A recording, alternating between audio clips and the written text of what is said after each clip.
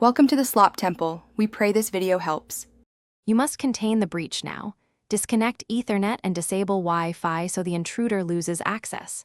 Next, power the PC into safe mode or use Windows Recovery because most malware won't start there, which makes removal safer.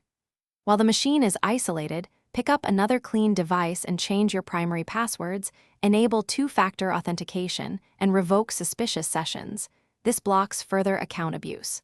Once done, keep a clear list of changed accounts and proceed to deeper cleanup.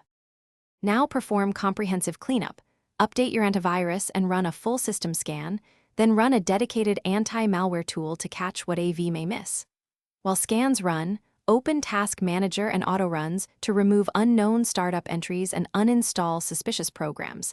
This prevents reinfection on reboot. Check network settings and DNS for hijacks and reset them if altered. If tools flag items, quarantine first, then remove after confirming you have backups. Once clean, reboot into normal mode and rescan to verify. Finish by restoring trust in the system. If you detect persistent backdoors, reinstall the operating system or restore from a verified clean backup to eliminate hidden threats. After recovery, install all security updates, enable your firewall, and remove unnecessary admin rights so future attacks have fewer avenues. Make sure accounts use two-factor authentication and keep regular offline backups. If something goes wrong, a single key troubleshooting tip.